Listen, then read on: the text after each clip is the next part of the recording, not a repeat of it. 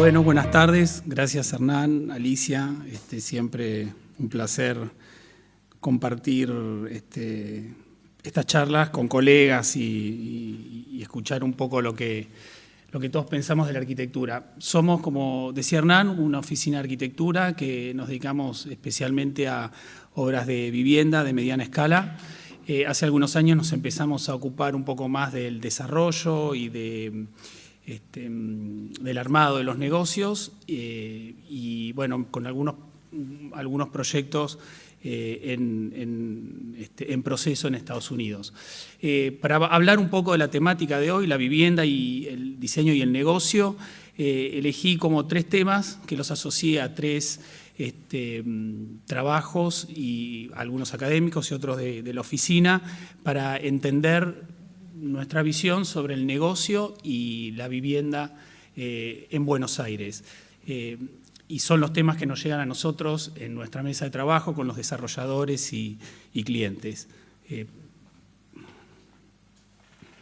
El primero es un tema universal, como una tendencia que observamos a nivel mundial con respecto a la vivienda, y tiene que ver con la flexibilidad de los usos. Es decir, hoy los usos no solo se volvieron flexibles en cuanto a la vida útil de los edificios, sino que durante el uso que tiene ese edificio, las familias, las personas van mutando el destino que le van dando a esos lugares. Trabajar, vivir, hoy se volvió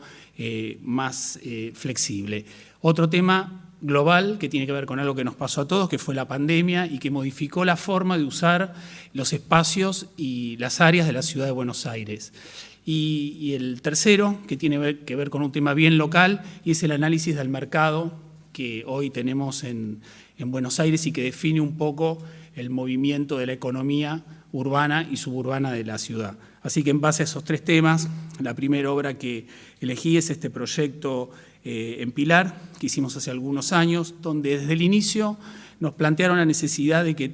todos los departamentos debían ser flexibles porque no se sabía qué uso iban a tener. Algunos iban a ser vivienda permanente, otros vivienda temporaria, uno de los bloques no se sabía cuál iba a ser un hotel, y otras unidades iban a funcionar como oficinas. Así que tuvimos que trabajar pensando espacios habitacionales divisibles que se pudieran unir con distintas situaciones espaciales, y eso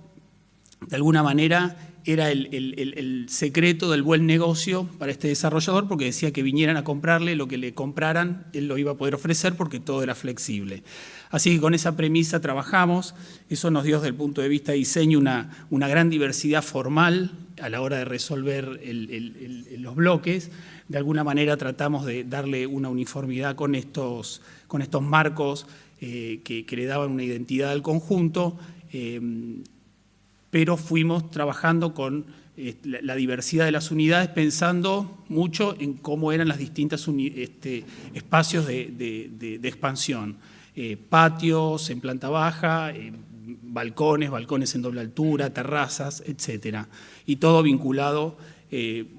a los espacios verdes, que era el eje un poco del proceso. Bueno, ahí se ven un poco patios,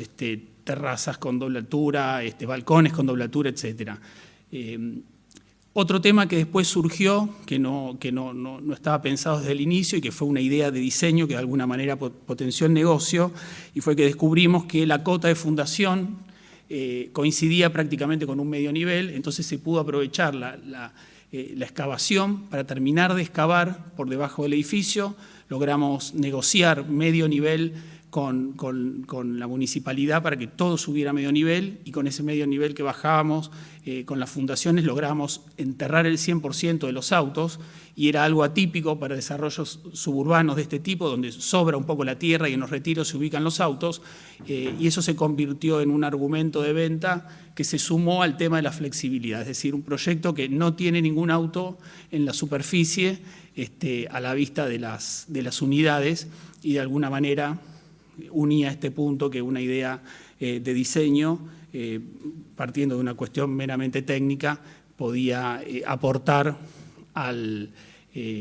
negocio de la venta. Bueno, ahí se ve que eso es el trabajo también de los medios niveles permitía que todas las áreas comunes con los techos verdes fuera el paisaje que se vieran desde esas unidades.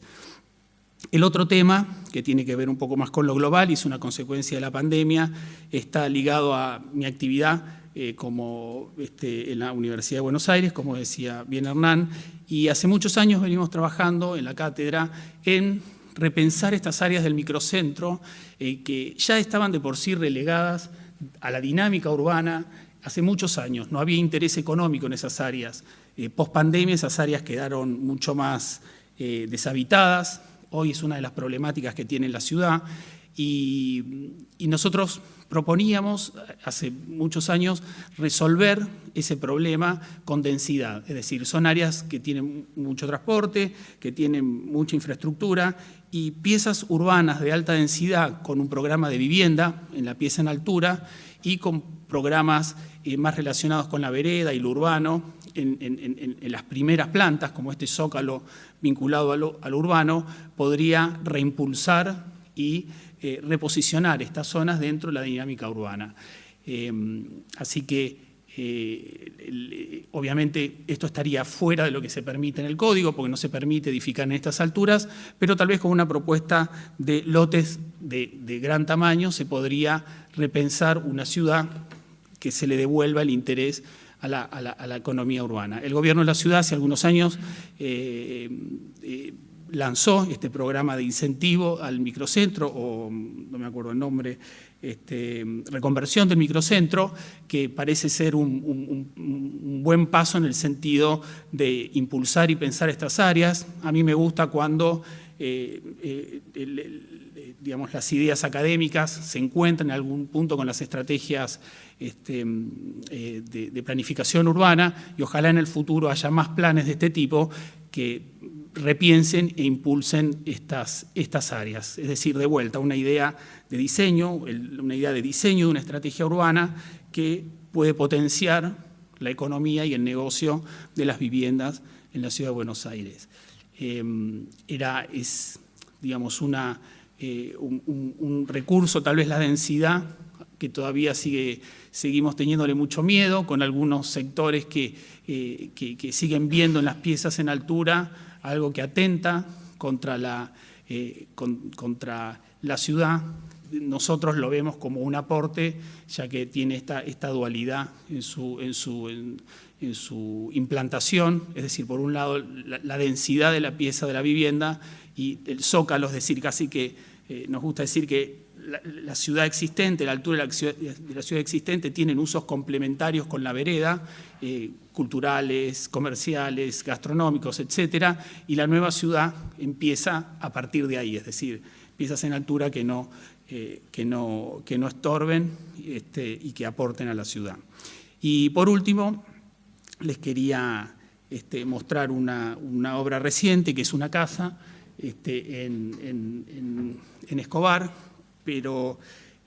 quería detenerme un minuto en esto primero, porque quería hablar de este tema bien local, del negocio local de la vivienda en Buenos Aires, y esto que voy a mostrar es posible gracias a eso. Hoy en Buenos Aires cuesta lo mismo un departamento en el centro que una casa en un barrio cerrado. Esto ya pasó antes, hoy pasa de vuelta, y tal vez esto explica por qué hay un éxodo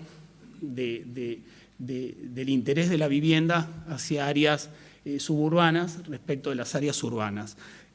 Esta casa que fue proyectada en pandemia y que de alguna manera retoma los temas que hablaba recién, el tema de la flexibilidad de usos, es para una familia que va a vivir, va a trabajar, va a vivir y trabajar de forma alternada, digamos, porque hoy el trabajo en la vivienda no es solamente trabajar 8 horas y después estar, sino el trabajo se va repartiendo en distintos momentos del día y va conviviendo con otras actividades de la casa, por lo cual la casa tiene como esta matriz prismática hacia afuera, sin grandes movimientos morfológicos, porque justamente adentro es donde con la incorporación de una doble altura y de un patio genera una serie de transparencias y de vinculaciones, porque la idea es que todas las actividades de la casa puedan estar en permanente observación con estas transparencias que se pueden ir controlando con cortinas, y este patio que de alguna manera asegura la aislación acústica y que separa de los espacios de alguna forma, pero que a su vez uno puede visualizar todo desde cualquier lugar. La cocina, el comedor, el family, el cuarto principal, el playroom, la oficina que se ve ahí arriba. Y también planteaba esta casa la indefinición de si iba a ser una casa de vivienda permanente o si se iba a usar solamente para fines de semana, con lo cual unía estos tres puntos: el tema de la flexibilidad espacial, el tema de cómo son los nuevos usos post-pandemia relacionados con el trabajo, ¿no es cierto? A veces se trabaja unos pocos días en Buenos Aires y después se trabaja desde las casas, y después que es posible, gracias a esta situación muy típica del mercado de Buenos Aires, a veces difícil de explicar para alguien que no vive acá, que sale lo mismo esta casa que un departamento en la ciudad. Muchas gracias.